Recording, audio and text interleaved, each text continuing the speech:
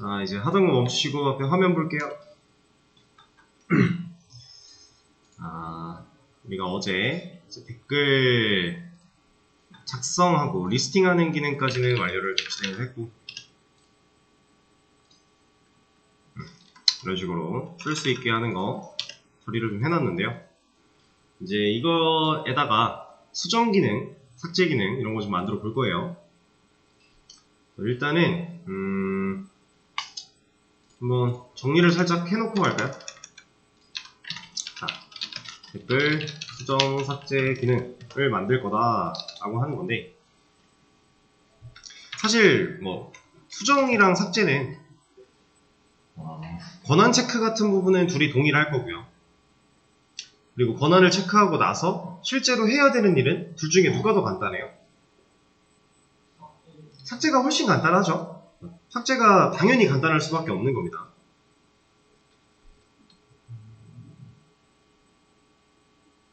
그래서 일단 정리는 하는데, 수정 기능 위주로 정리를 하고, 어차피 비슷한데 삭제가 더 쉬운 거니까 더 어려운 걸 정리를 좀 해놓고 삭제는 그냥 이어간다 라는 느낌으로 한번 해볼게요. 자, 일단 수정 버튼을 누르면 스크립트 함수를 실행시켜줘야 됩니다. 왜 그래요? 제가 지금 디자인 구성을 하겠다라고 했던 게, 여기서 버튼을 누르면 수정, 삭제 이런 식으로 나와야 되고, 이 중에 수정을 누르면 이 위치에 있는 이 리스팅 되고 있던 부분이 얘로 바뀌어야 된다 그랬죠. 얘로 바뀔 건데 여기에 취소 버튼 하나만 추가를 할 겁니다. 왜냐면은 이제 실제로 네이버 카페에 있는 것도 해보면 여기에 취소 버튼이 같이 있어요, 이렇게. 그리고 여기 뭐 글자 수 제한 이런 것도 뜨는데 이거는 무시를 할 거고. 그래서 스크립트 함수를 실행해서 일단 여기 양식을 바꾸겠다라는 거예요. 화면을 구성하고 있는 태그를 변경시키겠다, 스타일을 변경시키겠다. 스크립트는 실제로 태그나 스타일을 바꿀 수 있는 그런 감독의 역할을 하는 애였으니까. 그래서 일단 스크립트 함수를 실행을 시킬 건데, 여기서 이제 아작스로 요청해서 데이터를 받고 HTML을 재구성할 겁니다. 그러니까 이 화면을 얘로 바꾸겠다 라는 얘기예요. 여기서는 이제 제가 안내를 드렸던, 이거 안내 드렸었나? 제가 HTML이랑 어펜드 이런 거 말씀드렸나요? 어제 수업에서 마지막에 그런 얘기를 안 드렸군요. jQuery HTML 우리 이거 한번 써봤죠? 이거 디테일에서 조회수, 아작스 요청 보내고 조회수만 살짝 갈아 끼우려고 할 때 input HTML 해가지고 써봤어요. 이 친구랑 append라고 하는 메서드가 있는데 이 두 친구를 사용을 할 겁니다. 얘는 시간을 좀 드리는 걸로 하고, 사용할 때 한번 검색을 해보시면 돼요. 얘도 이거 근데 이거 얘 알려드릴 때 가볍게는 보여드렸던 것 같은데, 찾아가지고 얘는 이런 느낌, 얘는 이런 느낌 이런 거 했던 것 같은데. 그래서 아예 생판 처음 보는 건 아니실 거예요. 그래서 해당 댓글 부분만 HTML을 재구성하기 위해서 태그에 아이디를 부여할 겁니다. 근데 이때 뭐 아이디를 부여할 수 있는 방식은 여러 가지가 있어요. 근데 그 중에서 우리가 이런 걸 또 한번 써보기 위해 스테이터스라고 하는 애를 저는 사용을 할 거예요. 얘는 이제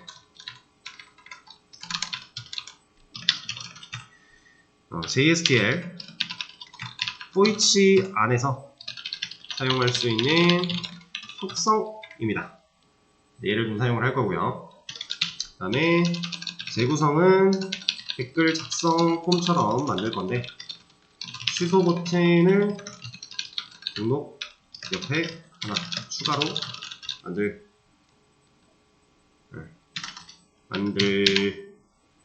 추가 이렇게 하죠. 그리고 여기서 등록 버튼을 누르면 to modify로 요청이 가게끔, 그리고 to modify에서는 실제로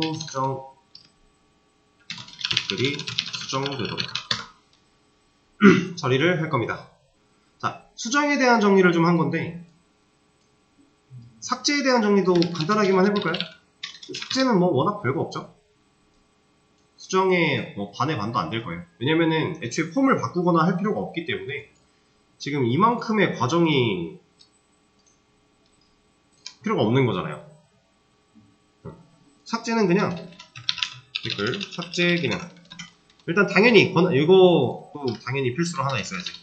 권한 체크 해야 되는 거고, 얘도 권한 체크만 하고 나면 삭제 버튼 누르면 두 딜리트로 요청이 가게끔 처리. 그리고 두 딜리트에서는 실제로 댓글이 삭제되도록, 이거죠? 근데 이제 여기서 하나쯤 추가해주면 되겠다. 요청이 가기 전에 진짜로 삭제할 건지 한번 물어봐주기. 딱 요정도? 얘는 너무 간단하죠? 우리가 지금 해야 되는 댓글 수정 기능과 삭제 기능을 정리를 해보면 요정도가 될 것 같아요. 근데 얘를 그냥 무작정 바로 해보셔라 라고 할 건 아니고요. 이제 간단하게 제가 디자인은 잡아 드릴 거예요. 왜냐면 제가 어떤 버튼을 쓸지에 대해서 소개를 드렸죠. 제가 데이지 UI에 이거 말씀 안 들었나요? 아, 그래요? 데이지 UI에 있는 거 그냥 쓸 거다라고만 했나요? 오케이. 자, 저는 여기에 네비바라고 하는 곳에 가보면은 여기에 이런 버튼이 있어요. 얘는 점이 가로로 3개죠. 근데 제가 어제 그 네이버 카페 캡처해서 보여드렸던 거 보면은 거긴 점이 세로로 3개거든요. 이 차이밖에 없어요. 실제로 얘를 가져다가 얘처럼 세로로 돌려서 쓸 수도 있는데 사실 그렇게까지는 좀 귀찮아서 그냥 이거 가져다 쓸 겁니다. 비슷해요. 근데 이거를 보시면은 여기도 있고 뭐 많잖아요. 그냥 상관없어요. 자, 지금부터 제가 하는 거는 이 데이지 UI에 있는 거, 이거 예전에도 한번 말씀을 드리긴 했었는데 데이지 UI에 이렇게 만들어져 있는 구조 있죠. 얘를 내가 그냥 그대로 가져다 쓸래 라고 하면 사실 편해요. 그냥 여기 가서 복사 붙여넣기 하면 되잖아요. 이만큼. 근데 저는 얘만 갖다 쓰고 싶은 거란 말이에요. 그러면 얘만 갖다 복사 붙여넣기 하면 돼요. 어려울 게 하나도 없습니다. 자, 근데 얘가 누군지 알아야겠죠. 이거는 적당히 눈치껏 읽어보면 돼요. 자, 보세요. 점 3개가 있는데 제가 얘한테 마우스 올려보니까 사각형으로 막 테두리가 생겨요. 얘를 볼게요. 안에 보면 자, 얘 같지 않아요? BTN 스퀘어. 스퀘어가 뭐예요? 사각형이죠. 네, 스퀘어 사각형. 얘 같지 않아요? 얘가 맞아요. 근데 이런 상황일 때 얘만 가져가기보다는 보통 이렇게 묶여있는 큰 레이어 얘까지 가져가는 게 일반적입니다. 저는 얘를 가져올 겁니다. 간단한 디자인을 해서 여러분들한테 커밋을 해드릴 거고 거기서 여러분들이 이제 실질적인 기능 부분을 처리를 하시면 돼요. 일단은 이게 너무 잘 안 보이니까 테마를 좀 바꿔볼까요? 어우, 이게 맞나? 어우, 야, 차라리 어두운 계열이 낫겠는데 이게 낫겠다. 여기서 네비바 HTML. 근데 이러면 여기 있잖아. 잘 보인다. 이게 낫겠네요. 이렇게 div를 가져갈 겁니다. 우리 코드에 와서 붙여넣기를 할 건데 얘는 제가 위치를 어디로 잡을까? 작성자의 밑에다가 붙여넣기를 하겠습니다. 그리고 이렇게 복사 붙여넣기 해왔을 때 보시면은 얘네들은 이 들여쓰기가 보통 띄어쓰기 2칸으로 하는 경우가 많아요. 이게 웹 퍼블리싱이나 디자인 하시는 분들이 공통적으로 두 칸의 띄어쓰기를 즐겨 하시거든요. 거의 거기서 그게 관리예요. 우리가 복사 붙여넣기를 해서 가져오면 우리는 원탭으로 쓰잖아요. 그래서 이 들여쓰기의 깊이가 좀 다른데 그냥 맞춰놓고 상황에 맞게 밀면 돼요. 이렇게. 이건 크게 어렵지 않으니까. 제가 왜 여기다가 이 버튼을 좀 가져왔냐면, 저는 어디 갔지? 얘인가? 분리를 좀 시켜놓을게요. 저는 그 버튼을 한 요쯤 만들 거예요. 작성자랑 비슷한 그 위상으로 여기다 만들어 줄 거예요. 그래서 작성자 밑에다가 놓은 겁니다. 이렇게 같은 라인으로 놓고 둘을 묶어서 플렉스로 관리를 한다면 양쪽으로 미는 거 일도 아니잖아요. 그거 하려고 작성자 밑에다가 위치를 시킨 거예요. 에이. 자, 그래서 다시 코드로 간 다음에, 자, 여기 보시면은 SVG라고 하고 있는 게 있는데, 얘는 그냥 간단하게 내가 만든 혹은 내가 쓰고 싶은 이미지 같은 거 좀 갖다 쓸 수 있게끔 하는 그냥 그런 태그다라고 보시면 돼요. 여기 뭐가 되게 많거든요. 저도 몰라요, 이거 뭔지. 이게 뭔지 제가 어떻게 알아요, 이거를. 저도 모릅니다. 근데 알 필요가 없어요. 그냥 가져다가 쓰면 돼요. 그래서 일단 얘를 좀 넣어 놓고요. 이 친구들을 하나의 DRB로 묶겠습니다. 이렇게. 자, 그리고 나서 얘네들을 좀 밀어줄게요. 플렉스, 그리고 justify, between. 그러면 지금 당장 얘가 생겨나는데 이쪽으로 밀렸죠? 여기 있잖아요. 근데 얘가 이렇게까지 큰 이유는 지금 버튼에 대한 사이즈가 안 들어가 있어서 그래요. BTN인데, BTN 스퀘어인데 코스트까지밖에 안 들어있잖아요. 우리가 버튼을 그동안 뭐 X 스몰 이런 거 썼단 말이에요. 그럼 버튼 줄여주면 돼요. 이게 이제 추가, BTN X 스몰, 그럼 이렇게 작아집니다. 마우스 올렸을 때 영역이 이렇게 작아져요. 근데 X 스몰 좀 너무 작으니까 스몰로 할까요? 이 정도? 그리고 이 상황에서 잘 보시면은, 자, 얘가 어쨌든 높이가 생기잖아요. 이 높이 때문에 지금 테스트 텍스트가 여기가 위로 붙어 있죠. 이거 공간이 이만큼으로 늘어나 버린 거잖아요. 같은 위상에 있는 버튼이 이만큼 커진 거니까. 그래서 얘가 위로 이렇게 붙어 있어요. 근데 이것 때문에 지금 내용이랑 작성자 이름이 너무 많이 떨어져서 좀 보기 안 좋다. 그럼 얘 내려주면 되죠. 그쵸? 이거 내려도 되는 거니까. 그건 이따가 지금 하고 갈까요? 얘는 여기다가 온라인 엔드.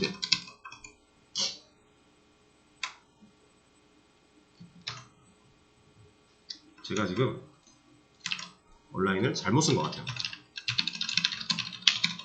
갑자기 철자가 생각이 안 나네.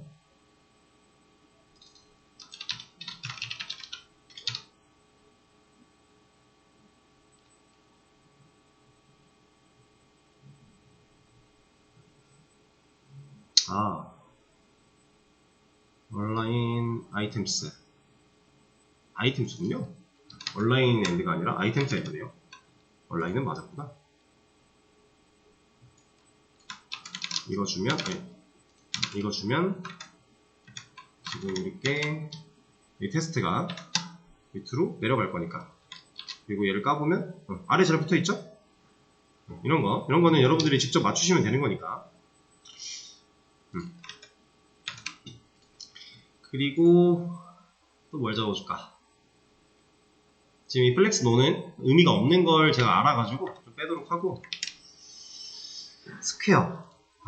자, 이제 이런 것도 있습니다. 지금 보시면은 마우스 올리면 사각형으로 나오죠. 그죠? 근데 나는 사각형이 마음에 안 들어요. 예를 들어 돌아다니다 보면은 동그라미가 어디 있을 텐데, 얘도 동그라미가 있긴 한데 이거 말고 이런 거 동그라미 있죠?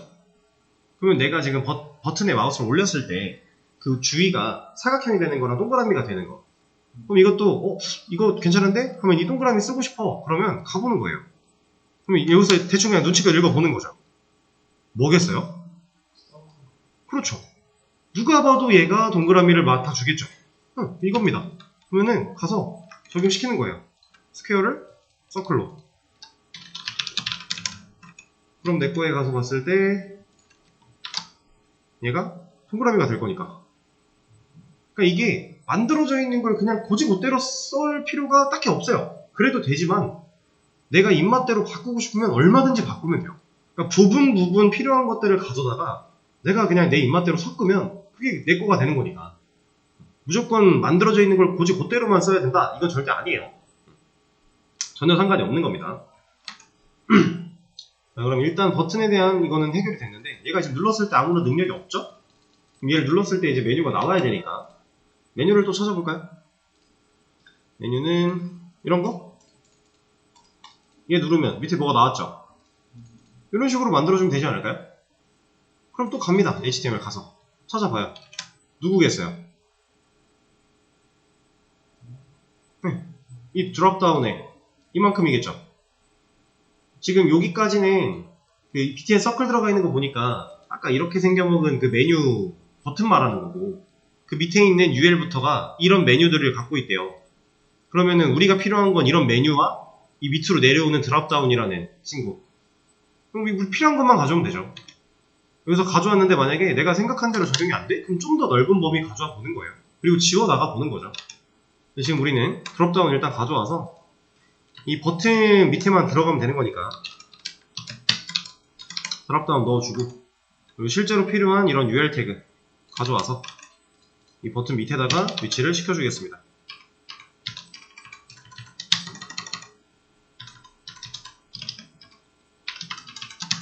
근데 우리는 홈페이지 포트폴리오 이런 게 필요한 게 아니라 내용이 뭐가 필요해요? 수정, 삭제 바꿔주고 가서 확인합니다. 자, 눌러봤어요. 나오네요? 문제 없죠? 전혀 문제가 없잖아요. 근데 지금 잘 보시면은 눌렀는데 어때요? 딱 봐도 얘가 지금 엄청 길죠 지금? 잘린 거죠 이거. 스크롤이 지금 이만큼 생겨났어요. 엄청 기네요. 그럼 얘를 줄여주면 되겠죠. 자, 봅니다. 여기 UL 사이즈 들어가 있네요. 얘를 줄여요. 한 20. 작아졌네요. 됐죠? 근데 너무 약간 이 오른쪽 끝에 붙어서 좀 보기 안 좋은데? 그러면은 얘를 이쪽으로 좀 옮겨서 나오게 할 수도 있는 거고 아니면 이 버튼 자체를 좀 이쪽으로 옮겨도 되는 거고 왜냐면 여기 어차피 공간이 얘네밖에 쓸 게 없으니까 저는 얘를 자체로 옮길게요. 좀 그게 좀 더 깔끔해 보여서 그러려면 저 버튼 이 친구죠? 이 친구한테 마질 라이트 오른쪽을 밀어라. 얼만큼? 10만큼? 좀 너무 많이 밀은 것 같은데? 좀만 갈까요? 8? 밀린 거야? 확인해보면 되죠? 얘한테 들어가 있는 스타일이 마질 라이트 아우 이거 언제 찾아? 까봅시다. 8 됐는데? 바뀐 건가? 이렇게 티가 안 나는 것 같지? 다시 바꿔볼게요. 10 아 바뀐 거군요. 가긴 갔네요. 그럼 좀 더 가볼까요? 한 6? 이쯤? 요 정도면 나쁘지 않네요. 그러면 버튼 디자인 끝. 이거 눌렀을 때 나오는 이런 디자인 요소들까지도 이미 다 들어가 있는 거니까. 그쵸? 만약에 얘네가 애초에 처음에 가지고 있는 배경색이 없어서 지금 티가 잘 안 나니까 배경색 주고 싶다 그러면 어떻게 하면 돼요? 얘네 푹 집어서 배경색 주면 되죠? 그럼 뭐 편하신 대로 하시면 되는 거고 일단 이런 식으로 버튼 만드는 거 간단합니다. 우리가 저기 데이지 UI랑 테일윈드에 있는 거 그냥 적절하게 다 섞어가면 필요한 거 갖다가 쓰면 돼요. 전혀 어려울 게 없고요. 자, 일단 얘는 만들었는데 지금 보시면은 댓글이 좀 많은 대로 한번 가볼게요. 다 나오죠. 나는 지금 누구예요? 로그인 되어 있는 회원이 누구예요? 테스트죠. 근데 지금 테스트가 쓴 글이 3개고 테스트 1이 쓴 글이 하나가 있는데 버튼 다 나왔죠. 심지어 여기 수정 삭제 다 써있죠. 근데 우리 이렇게 안 할 거라고 했죠. 내가 쓴 글 한테만 이런 버튼이 있어야 돼요. 그러면 애초에 버튼 만들어지는 부분부터 조건 처리가 되면 되겠네요. 그쵸? 자, 이 작성자 명 나오는 것까지는 무조건 있어야 되는 거고, 여기서부터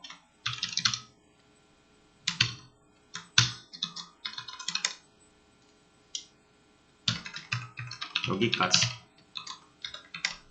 조건으로 묶어야 된다는 거죠. 그래야 조건에 해당할 때만 이런 버튼들이 나오게 될 거니까 지금 이 조건에 해당하는 내용을 어떻게 판단해요?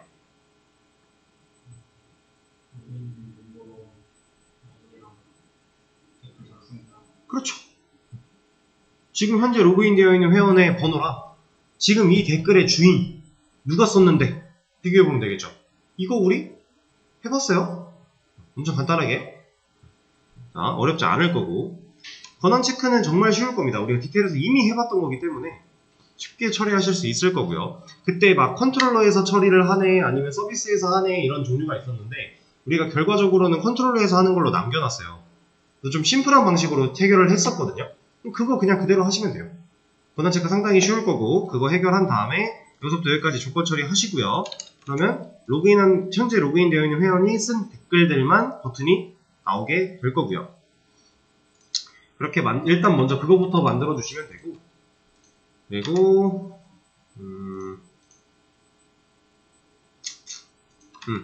기능적인 부분을 봤을 때에는 삭제부터 해보세요. 얘가 훨씬 쉬우니까. 얘는 정말 간단합니다. 버튼 누를 때 어디로 요청 보내고, 너 진짜로 이거 지울 거예요? 한번 물어봐주고, 그리고 얘 누르면 진짜로 지우기만 하면 되니까 엄청 쉽습니다. 얘는. 이거 먼저 다 하시고 그 다음 수정 기능을 도전을 해보세요.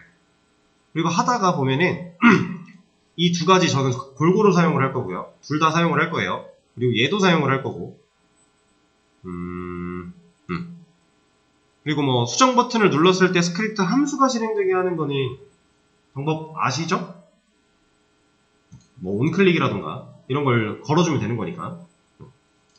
자, 한번 이제 지금 제가 디자인한 거는 컴퓨터를 해드릴 거예요. 그래서 이거 가져다가 아니면 본인이 원하는 디자인이 있으면 바꾸셔도 되니까 일단 한번 처리를 해보시죠. 시간을 드리겠습니다. 자, 이제 같이 한번 보겠습니다. 자, 제가 드렸던 디자인에다가 이제 기능을 좀 만드시면 되는데, 일단 권한 체크부터 좀 하고 갈까요? 여기서부터 여기까지 조건을 주면 된다라고 제가 힌트까지 드린 상황이었어요. 자, 그리고 권한 체크를 할 때 우리가 중요하게 생각해야 되는 것들까지도 제가 말씀을 드렸는데, 지금 우리가 디테일에서 원래 그 수정 삭제 버튼 권한 체크하고 있던 부분이 이거죠. 해당 게시물이 갖고 있는 작성자에 대한 정보랑 지금 RQ가 저장하고 있는 현재 로그인 되어 있는 회원의 번호랑 얘네가 같으면 권한이 있다라고 판단을 하는 상황이에요. 그쵸? 그리고 이거에 대한 이제 컨트롤러에서 검증하고 있던 처리가 여기서는 빠졌어요, 이제. 그쵸? 별다른 검증 처리를 여기서 하지 않고 그냥 화면 JSP 쪽에서 처리를 하고 있는 건데,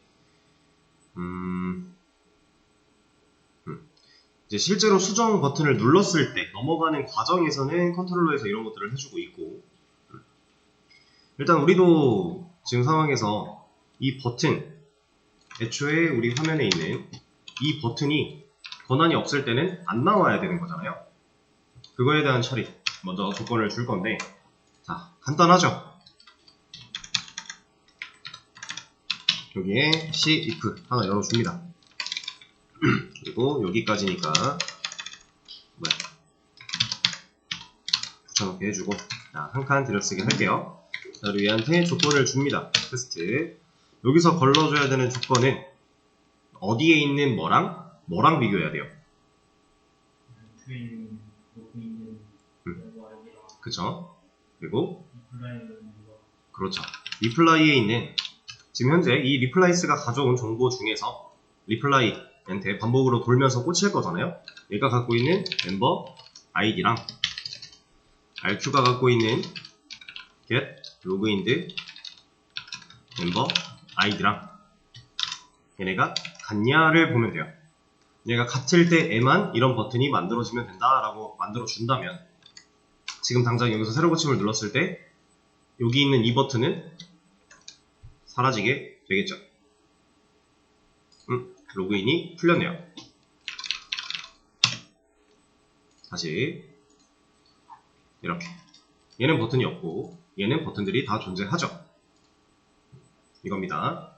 간단하게 권한 체크를 할 수 있어요. 실제로 기능으로 들어갔을 때 컨트롤에서 한 번 더 걸러주는 거는 그때 생각하면 되는 거고, 일단 JSP에 걸어주는 조건 같은 경우는 이렇게 쉽죠? 어려울 게 없습니다. 우리가 뭐랑 비교를 해야 되는지만 명확하게 머리로 인지하고 있다면 사실 정말 쉽게 접근할 수 있는 부분이니까요. 자, 그럼 이제 실제로 삭제 버튼을 눌렀을 때 삭제 기능 먼저 한다고 했죠? 얘를 눌렀을 때 요청을 보내야 돼요. 어디로? to delete로. to delete는 어디에 만들어야 돼요? 그쵸, 리플라이 컨트롤러한테. 우리가 리플라이 컨트롤러를 이미 만들어 놓은 게 있으니까 그쪽으로 요청이 넘어가게. 지금 현재 아티클의 디테일이니까 땡땡 슬래시 리플라이에 to delete라고 하는 애로 넘어가게 할 건데, 지금 우리가 원하는 댓글을 지우기 위해서는 조건으로 따져봐야 될 게 뭐예요? 내가 삭제 버튼을 누르는 현재 그 친구의 딱 그 친구가 지워져야 되니까 우리가 삭제할 때 조건 줄 수 있는 거 고유값 아이디를 넘겨주면 되겠죠. 파라미터 세팅을 reply.id 라고 해줄 겁니다. 그러면 없으니까 만들어 줄게요. 하나 가지고 와서 여기가 do delete, 이름은 do delete 해주고요. 여기는 delete reply 해주고, 받아야 되는 거 아이디 하나였죠? 이렇게 파라미터 세팅 해주고, 그리고 실제로 넘겨야 되는 데이터도 아이디, 그리고 딜리트를 했을 때에 대한 결과를 우리가 뭔가 받아야 될 게 있나요? 굳이 없어요. 그냥 딱히 그냥 뭐 실제로 지우기 전에 뭐 검증 정도만 해주면 될 것 같고, 실제로 지워질 때는 딱히 검증할 게 없으니까. 그리고 얘도 JS replace 그대로 사용을 하면서 댓글 작성 완료가 아니라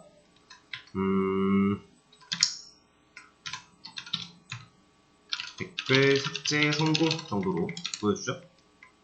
그리고 utilf에 delete에 detail에 id로 가면 돼요. 얘는 안 되겠죠. 이 아이디는 어떤 아이디? 네, 댓글의 아이디니까 얘는 이렇게 못 써요. 그럼 우리가 지금 이 안에서 게시물에 대한 아이디를 알고 있는 그게 있나요? 여기서는 없죠. 여기서는 없어요. 그러면은 지금 여기서 여기서 애초에 넘겨줄 때 게시물에 대한 아이디를 넘겨받는 게 이득일까요? 아니면 여기 와서 이 댓글의 아이디를 가지고 댓글을 조회한 다음에 지우기 전에 그 댓글이 갖고 있는 게시글 번호를 갖다 쓰는 게 이득일까요?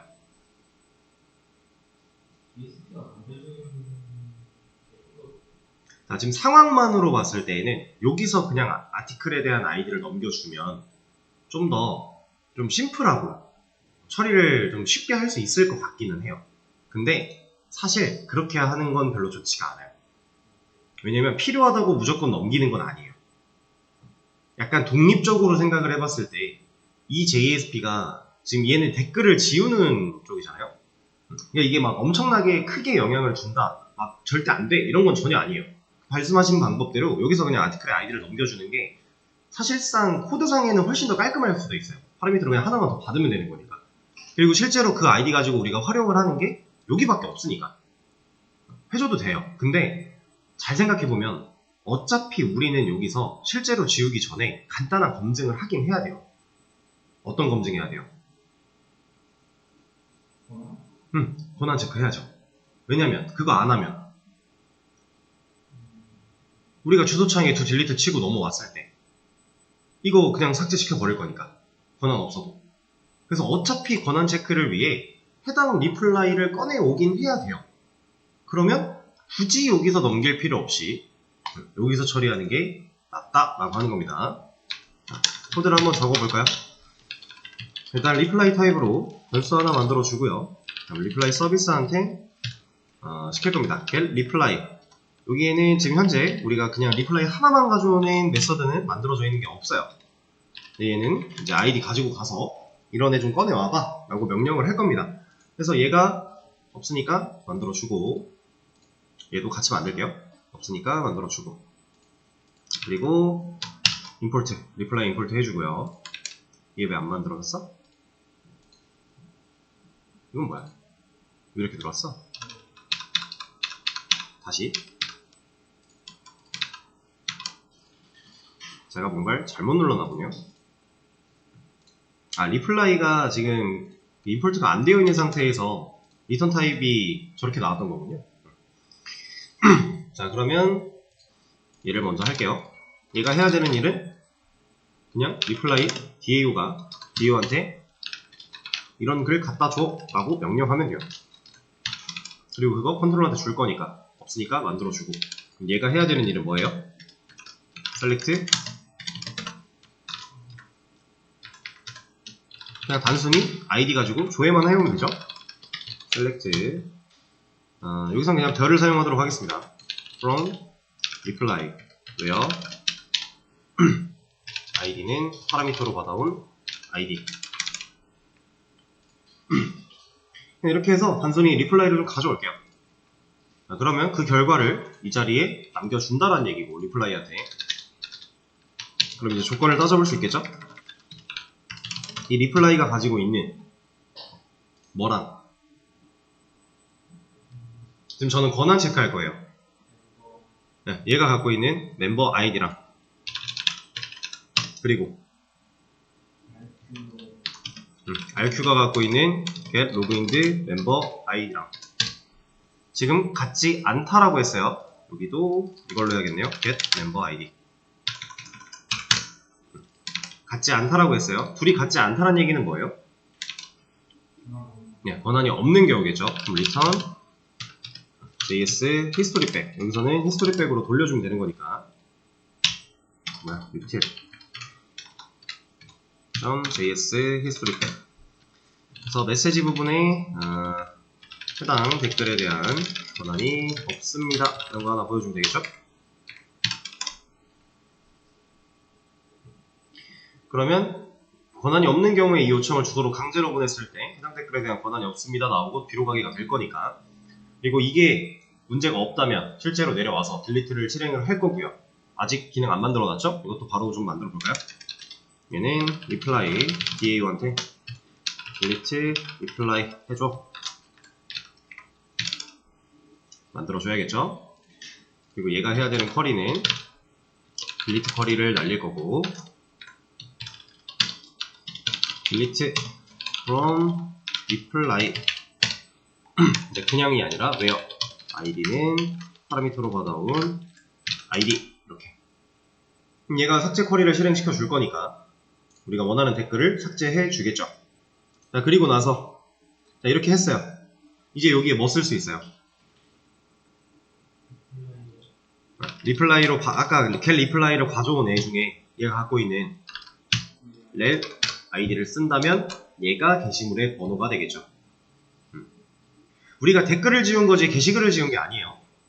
게시글은 그대로 남아 있습니다. 그러니까 얘가 갖고 있던, 이 리플라이가 갖고 있던 이 데이터를 사용한다면 실제로 댓글은 지워졌을지언정 우린 여기로 돌아갈 수가 있다라고 하는 거죠. 자, 지우는 거는 간단하게 처리를 했는데 이것도 그냥 바로 할게요. 테스트 해보기 전에 물어보는 거. 자, A 태그가 href가 걸려 있는데 얘가 href에 걸려 있는 걸 실행하기 전에 내가 뭔가를 해야 돼요.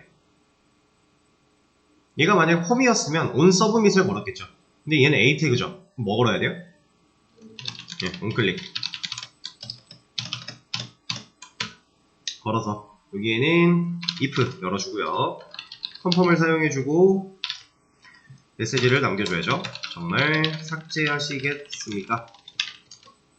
그리고 얘가 false랑 같다면 이게 조건이죠. 그리고 false랑 같아서 얘가 참이 된다면 그때는 false, return false 하겠다.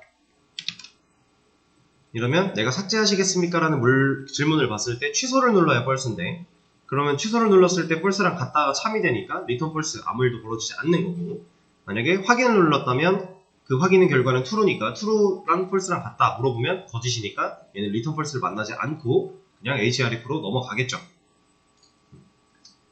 어렵나요? 얘는 정말 쉬우셨을 거예요. 삭제는 뭐 고민할 게 딱히 없는, 우리가 진짜 해봤던 그대로를 할 뿐입니다. 이제 테스트를 한번 해보죠. 자, 여기서 제가 삭제 버튼을 누르면 정말 삭제하시겠습니까? 취소하면 아무 일도 안 일어나고, 여기서 확인을 누르면 댓글 삭제 성공 나오면서 이렇게 진짜로 지워졌죠. 실제로 데이터베이스에서 까봐도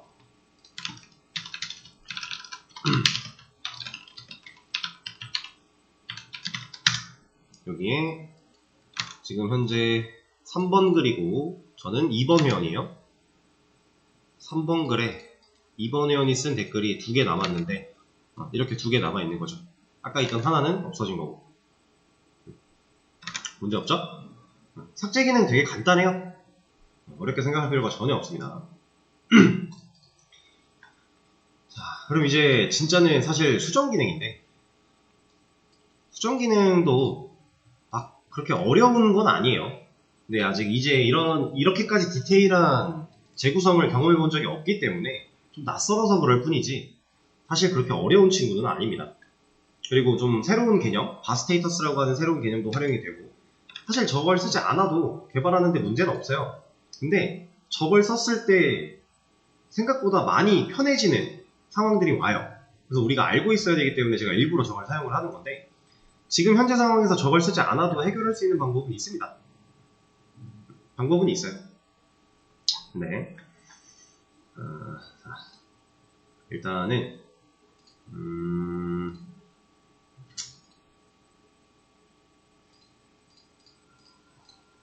제가 아까 정리했던 거에서 지금 삭제 기능은 다 끝난 거죠? 이건 끝났고, 수정 부분에서 일단 요거 차례대로 좀 진행을 하긴 할 건데, 제가 여기를 잠깐 안 할 거예요. 얘를 잠깐 무시하고 여기부터 좀 할 거예요. 이거 하고 얘 잠깐 무시, 그리고 여기부터 할 겁니다.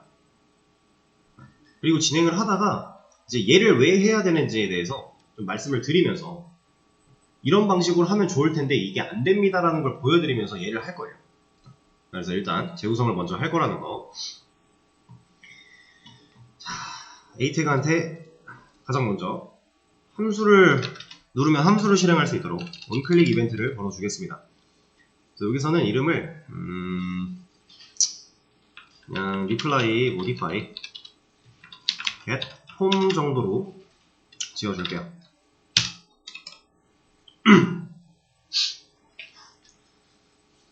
이렇게 만들어주도록 하고, 그럼 이제 수정 버튼을 눌렀을 때 이런 함수가 실행되려고 하겠죠? 근데 지금 당장 이런 함수가 없기 때문에 현재는 아무 일도 벌어지지 않을 텐데, 함수가 없으면 어떻게 해요?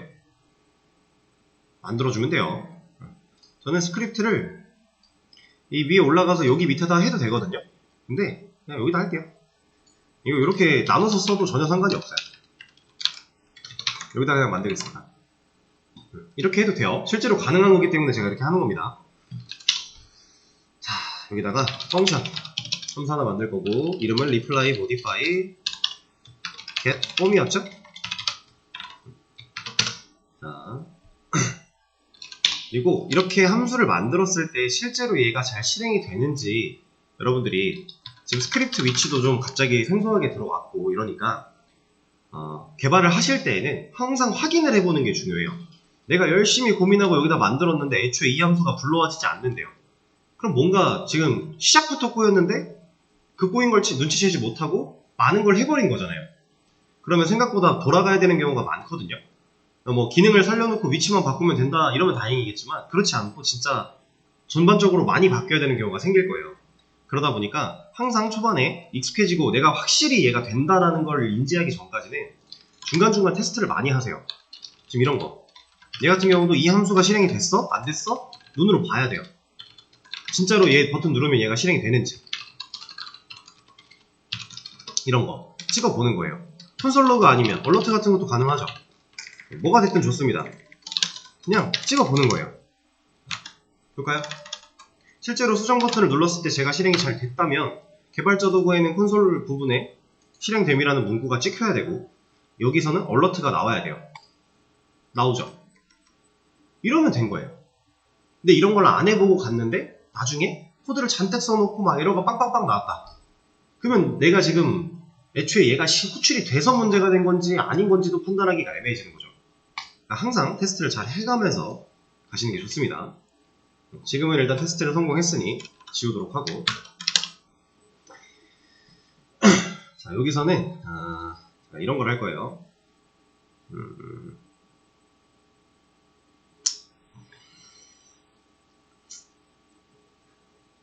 근데 이게 필요하겠다. 지금 제가 하려는 게 이거잖아요. 얘를 지금 수정 버튼을 눌렀다 라고 하면 여기에 있는 이 리스트로 보여주고 있던 얘가 이 양식으로 바뀌는 걸 먼저 재구성을 지금 하려고 하는 건데 자 이러려면은 얘만 콕 집어야 되죠. 이 부분만 콕 집어야 돼요. 그쵸? 근데 지금 잘 보세요. 이거 소스 보기로 쭉 보면은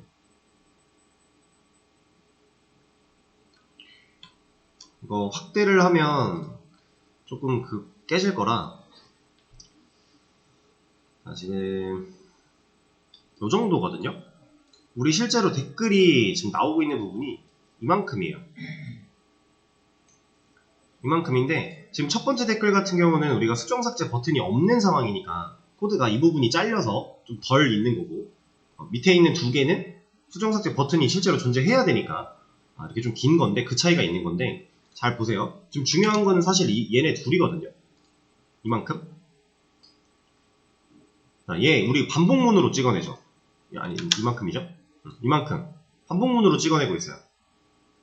그러면 얘네가 가지고 있는 클래스들 그러니까 솔직히 그냥 이 안에 들어있는 내용들 빼고 그리고 이렇게 세팅해놓은 이 아이디 빼고 나머지 다 똑같겠죠. 들어가 있는 클래스며 뭐 태그며 다 똑같지 않을까요? 이건 당연한 거잖아요. 반복문으로 찍었으니까. 그쵸? 그러면 지금 얘랑 얘 중에서 한 명을 콕 집어야 되는데 어떻게 집어야 돼요?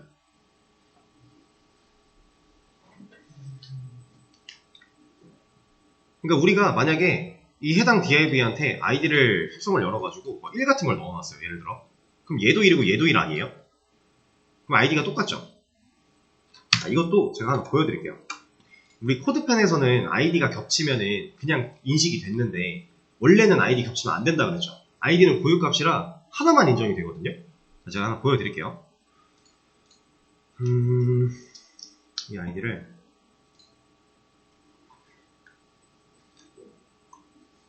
그냥 여기다가 바로 부여를 하겠습니다.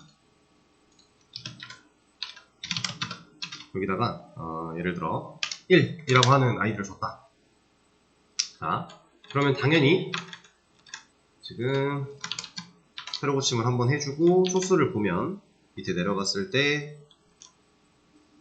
여기 id 1 여기도 id 1 들어가 있어요. 문제없이 들어가 있죠. 자, 이 상황인데 이때 우리 코드로 가가지고 이 스크립트에서 저 id 1을 한번 찾아볼게요. 샵 1 이러면 id 1 찾는 거죠. 찾아서 얘를 간단하게 뭘 해볼까? 아니요, 적용되는 걸 보여드릴 거라서 당연히 그러니까 둘 중에 하나만 나오는 건 당연한 건데 우리가 그래도 값이 다르니까 나오긴 할 테지만 그냥 이런 걸로 해보죠. 응? 하나는 나와요. 보세요. 테스트 이렇게 해볼까요? 이러면은 이제 얘 찾아서 얘가 갖고 있는 값을 이걸로 재구성하겠다 이런 뜻이잖아요. 자, 수정 버튼을 얘를 한번 눌러볼게요. 누가 바뀌었어요? 얘가 바뀌었죠. 지금 얘가 바뀌어요. 생뚱맞게. 얘는 지금 버튼도 없어요. 근데 얘가 바뀌어요. 자, 보면은 우리가 지금 소스 보기에서 봤을 때 첫 번째, 내가 쓴 댓글 아닌데 얘도 ID 1, 얘도 ID 1, 얘도 ID 1, 셋 다 1이거든요. 아이디가 지금 중복으로 들어가 있잖아요. 그러면 맨 위에 있는 놈이 그걸로 인식이 되고요. 나머지는 인식이 안 돼요. 진짜로 아이디는 고유값이라서 중복이 안 됩니다. 중복하면 안 돼요. 여러분들이 이 사실을 망각하고 아이디를 중복으로 썼다라고 한다면 당연히 누군가는 영향을 받지 못한다라는 거예요. 그럼 내가 원하는 대로 뭐가 안 되겠죠. 아이디는 안 됩니다. 그냥 안 된다고 알고 계시면 돼요. 진짜로. 그걸 제가 간단하게 보여드린 거고. 그럼 여기다가 아이디 값을 그냥 알바가 넣는 건 당연히 안 되는 거니까 이제 얘가 댓글이 하나 리스팅이 될 때마다 반복문이 한번 돌 때마다 고유값으로 자리를 잡아야 된다는 거거든요. 근데 우리가 지금 이 반복문 안에서 고유값 쓸 수 있는 거 뭐 있어요? 리플라이 아이디, 댓글 아이디 쓸 수 있어요. 그래서 제가 바스테이터스 안 써도 해결 방법이 있다라고 했던 게 이거예요. 이거 달아주면 해당 댓글이 가지고 있는 번호, 걔가 이 아이디로 들어갈 거니까. 그리고 우리는 이 아이디를 인자로 넘겨주면 돼요. 그러면 이 함수 안에서 쓸 수 있단 말이에요. 그렇게 해도 되는데, 자, 바스테이터스라고 하는 애를 써보면 우리가 또 나중에 개발할 때 좋은 것들이 많아서 제가 알려드리는 겁니다. 자, 바스테이터스라고 하는 속성이 있고요. 자, 얘는 간단하게 설명드리면 이런 거예요. 지금 얘는 반복문이죠. 근데 반복문인데 원래 우리가 알고 있는 반복문, 자바에서의 폼문 생각해보면 int i 어쩌고, i는 어디서부터 어디까지, i는 뭐 몇씩 증가 이런 거 다 있잖아요. 그리고 그거는 그렇게 쓰기 때문에 i의 값을 통해서 우리가 지금 얘가 몇 번째 반복을 하고 있는지를 알아요. 상태를 알 수 있는 거죠. 근데 향상된 폼문을 생각해 볼게요. 리스트를 순회할 수 있는 상상된 폼문으로 가봤다고 했을 때 이런 i가 없죠. 그래서 실제로 얘가 첫 번째 반복인지 두 번째 반복인지를 알려면 우리가 그 향상된 폼문 바깥에다가 i라는 변수 같은 거 하나 만들어 놓고 그 반복문 한번 실행될 때마다 얘 값을 올려주면서 알고 물고 있어야 돼요. 정보를. 얘가 그거 하는 거예요. 지금 반복되고 있는 상태를 체크할 수 있는 변수를 지정할 수 있는 속성입니다. 그러니까 상태를 저장하는 변수, 그 이름을 내가 여기에 원하는 이름을 넣어주면 돼요. 자, 그래서 저는 여기다가 이 이름은 변수니까 제가 다른 이름 써도 전혀 상관없어요. 저는 그냥 스테이터스라는 이름으로 사용을 할 거고 이 id 부분에다가 스테이터스라고 쓸 거예요. 근데 이렇게만 쓰면 자, 이거를 여기다 이렇게 바로 쓰지 말고요. 제가 하나 보여드릴게요. 이것도. 자, 이게 어떤 결과를 보여주는지 화면을 눈으로 하나 봅시다. 이렇게 그냥 스테이터스 그대로 쓰면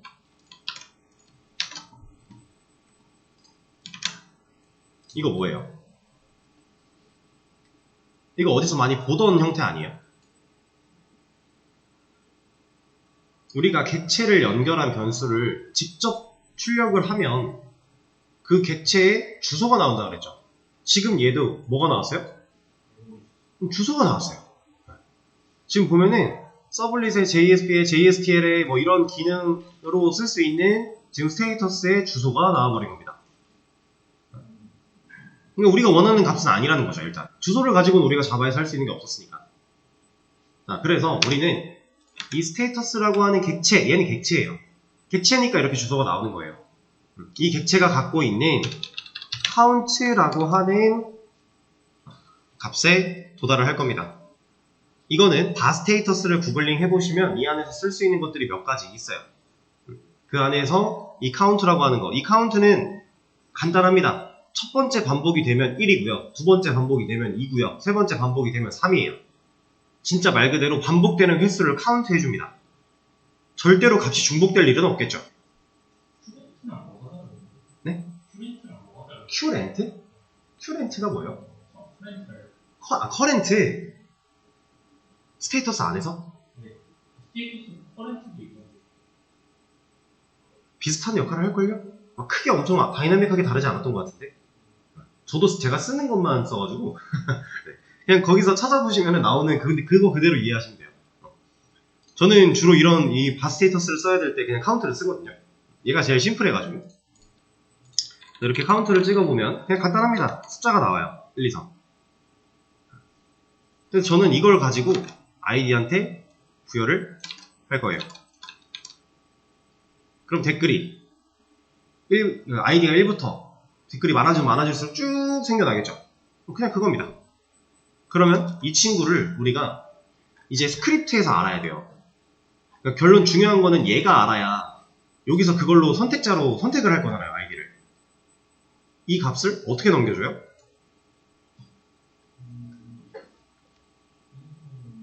이 값은 함수가 실행될 때 파라미터로 인자로 넘겨주면 돼요. 인자로 넘겨주는 방식 똑같아요. 스테이터스 점 카운트 EL로 그냥 써주면 얘가 넘어갑니다. 자, 인자가 하나 있어요. 4개변수 하나 있어야겠죠, 당연히. 여기에서 i로 한번 받아볼게요. 그리고 찍어봅니다. 콘솔 로그 뭐 들어와? i. 그러면 보세요. 내가 수정 버튼을 누르는 애, 그러니까 1, 2, 3까지 나오면 총 3개가 있는 건데 그 중에 2번에 있는 수정 버튼을 눌렀다. 그럼 그때 당시 이 수정 버튼에 세팅되어 있는 얘는 누구? 2니까 여기 넘어가면 2가 나오겠죠? 그거예요. 자, 콘솔 보겠습니다. 여기서 내가 두 번째 거에 수정 버튼을 눌렀다면 콘솔에 2가 나온다. 문제 없죠? 이러면 이제 얘 가지고 아이디를 찾아낼 수 있는 거니까. 자, 바스테이터스 생각보다 사용할 곳이 꽤나 많고요. 그러니까 이런 걸 쓸 줄 알면 되게 편해져요. 내가 조건으로 부여할 수 있는 상황이 많아지는 거니까. 만약에 지금 이 반복문 안에서 리플라이의 아이디를 갖다 쓸 수 없는 상황이라고 치면 사실 고유값을 줄 만한 게 없거든요. 그럴 때 이런 거 써야죠. 이해되시죠? 자, 그럼 이제 이거 가지고서 선택자 골라올 겁니다. 누구를 현재 아이디 얘를 갖고 있는 이러면 샵 뒤에 i라는 애가 이어 붙을 거니까 우리가 원하는 애를 찾아낼 수 있어요. 근데 얘를 그냥 자주 우리가 좀 쓸 때가 많아서 변수에 하나 담겠습니다. reply 컨텐츠라고 하는 변수로 담아줄게요. 자, 그리고 나서 제가 reply 컨텐츠 얘가 갖고 있는 값들을 empty 이거 뭐 하는 거예요? 비워주는 거죠. 그리고 사실 이거 안 해도 되긴 하는 건데 이것까지 해줄게요. 이건 뭐예요?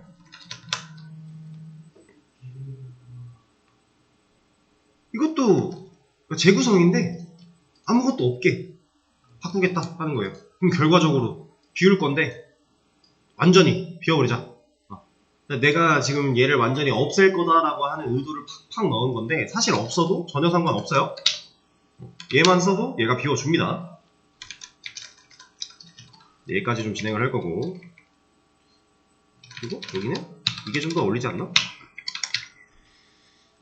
자, 그리고 저는 변수 하나를 만들 거예요. add html. 내가 지금 이제 얘를 비웠으니까 얘한테 넣어주고자 하는 내용을 이 변수에게 담아줄 거예요. 그리고 얘한테 담은 그 내용들을 reply 컨텐츠의 자리에다가 그대로 밀어 넣을 겁니다. 그러면 내가 add html에다가 넣어줘야 되는 실제 양식은 이 부분이 되겠죠. 이걸 그려내는 태그 부분. 근데 이거 우리 코드에 이미 있잖아요. 어디 있어요?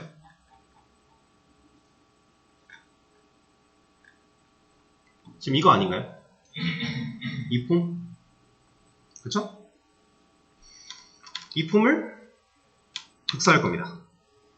그리고 여기다가 붙여넣기를 할 건데, 자, 우리가 일반적으로요, 그 자바스크립트 변수에다가 뭔가 문자들을 넣을 때 이렇게 넣었어요. 홀다운표를 붙였죠. 이래야 문자죠. 자, 그러면은 우리가 이 코드를 이렇게 복사 붙여넣기 하면 얘는 될까요? 얘는 안 돼요. 이렇게는 이 줄바꿈을 제대로 인식하지 못해요. 그럼 이거 다 없애면 되나요? 되긴 돼요. 이렇게 쓸 수 있으시면은 쓰셔도 되는데 저는 아니라고 봐요. 이럴 때 스크립트에서 좀 가독성은 좋게 하되 이렇게 줄바꿈 다 하되 이거에 문제가 없게끔 홀다운표로 써도 문제가 없게끔 하려면 이런 방식으로 가야 돼요.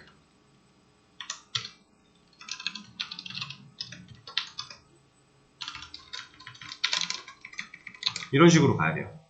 근데 이것도 한계가 있어요. 이렇게 한다고 무조건 만사 오케이가 되진 않습니다. 그래서 우리는 엄청 혁신적인 방법을 사용을 할 거예요. 그게 뭐냐면, 자, 이거 뭐죠? 백틱이죠. 백틱 안에서는 이게 딴 걸로 바뀌었네요. 다시 복사. 백틱 안에서는요, 얘가 그대로 인식을 해줍니다. 그냥 인식을 해줘요. 그래서 우리가 그냥 이렇게만 써도 이 태그가 그대로 줄바꿈까지 다 인식이 돼가지고 이 add html이라는 변수 안에 그대로 들어가 있어요. 엄청 편하죠? 우린 백틱 쓸 겁니다. 그래서 아주 좋아요.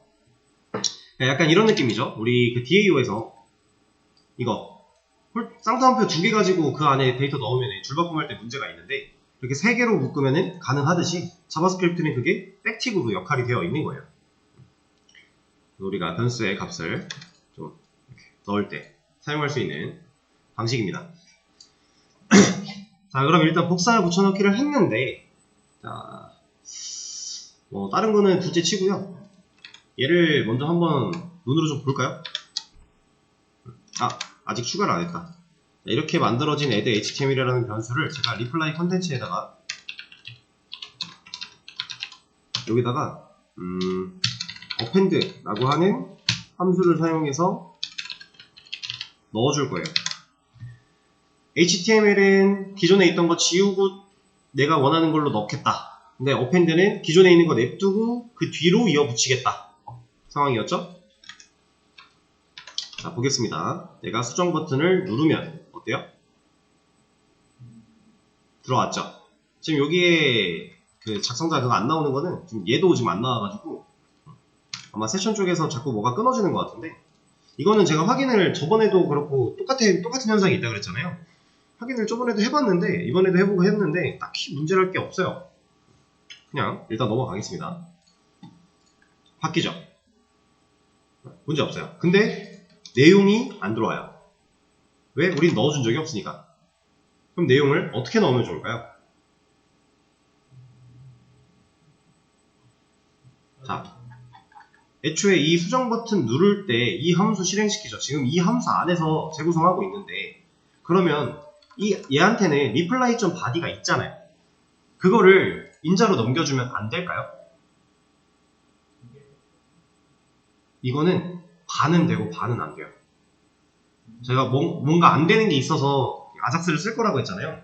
그거 보여드릴 건데, 자, 해보겠습니다. 여기다가 그냥 reply.body 넘겨볼게요. 개풀 프린트 body를 넘겨도 어차피 걔는 안 돼요.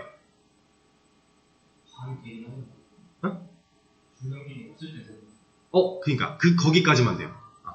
근데 이게 보세요. 그러니까 바디를 이렇게 넘겨도요, 얘가 받아봐야죠. 이게 하나 더 바디라고 받아볼게요. 그리고 얘를 끊어주려면 실제로 여기를 끊어야 되는 거니까 백틱 연결 끊어주고 플러스 연산해서 여기다가 바디 넣어주면 되거든요. 이러면 이어 붙는 건데, 자, 이러고 나서 얘를 까봤을 때 수정 버튼을 누르면 안 돼요. 왜 안 되는지 가서 보면은 지금 텍스트가 이렇게 들어와서 안 된다라고 하고 있거든요. 근데 이거는 사실 지금 이 기능이 안 되는 게 아니라 문법을 잘못 쓴 거예요. 왜냐면 얘가 이 EL 표기를 사용한 이 결과가 그대로 그냥 문자까지만 남아요. 근데 스크립트에서는 문자를 홀다운표로 인정을 해줘야 돼요. 그래서 이렇게 하면 실제로 문자가 되거든요. 다시 수정 버튼을 누르면 잘 들어왔죠? 일단 돼요. 근데 얘는 얘는 줄바꿈이 있어요. 이때는 안 됩니다. 그래서 왜 안 되나 하고 가서 보면은 얘가 잠깐만 이렇대요. 뭔가 이상해요. 지금 보시면은 요거거든요. 여기는 지금 문자로 인식을 한 건데 여기서는 못하고 있어요. 이만큼은. 그러니까 제대로 된 인식이 안 된다라는 거예요. 줄바꿈이 돼버리면서. 여기서 get for print body를 해도 똑같습니다. 얘가 get for print body라고 하는 메서드를 사용해서 값을 넘긴다고 해도 결과는 똑같아요. 다시 줄바꿈 한 것만 테스트 할게요. 안 돼요. 얘는 애초에 여기가 지금 태그가 들어가 버리잖아요. 문제가 많습니다. 안 돼요. 그래서 이 방식으로는 안 되네? 그냥 값을 넘겨줄 수가 없네? 라는 상황에 놓이는 거예요. 그래서 우리가 아작스를 통해 그 바디의 데이터를 가져오려고 하는 겁니다. 그러니까 지금 여기서 아작스를 안 써도 재구성은 문제가 없어요. 원래 이제 그 아작스를 사용하는 이유가요. 통신이죠. 서버와의 통신. 근데 그게 비동기적 방식의 통신일 뿐이에요. 그러니까 지금 화면을 그냥 단순히 갈아 끼우는 역할을 아작스를 써야만 되는 기능이 아니라는 거예요. 얘는 아작스 없어도 할 수 있어요. 그냥 스크립트로. 근데 실제로 이렇게 화면을 갈아 끼웠을 때 내가 필요한 데이터를 서버 쪽에서 받아야 되는 상황이면 그때 당연히 아작스를 써야 되죠.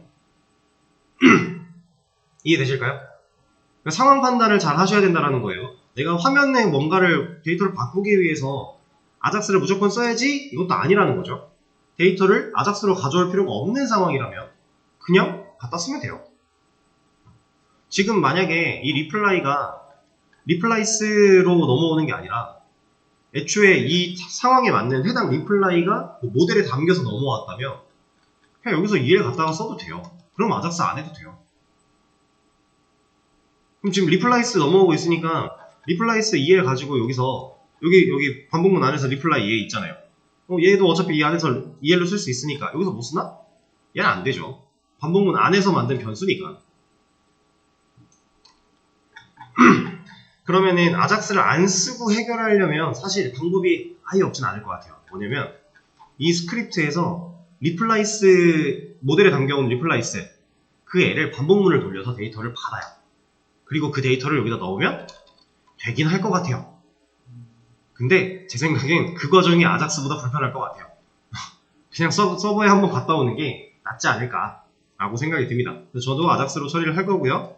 지금 이 부분은 제거를 좀 하겠습니다. 그리고 얘도 지금 인자가 하나밖에 안 넘어오고 있으니까 바꿔주고요. 일단 이렇게 진행을 하는데 얘만 위치를 좀 아래로 내릴게요. 보통 얘네들은 이렇게 붙어있는 경우가 많아서 얘는 그냥 변수에 값 넣는 거니까 얘는 값을 넣은 거고 비우고 그 값이 들어있는 변수를 활용. 위치는 바뀌어도 이렇게 바뀌어도 상관이 없겠죠? 일단 이 정도로 하고 쉬는 시간 가졌다가 다음 시간에 얘 마무리를 좀 하겠습니다. 15분에 이어서 할게요.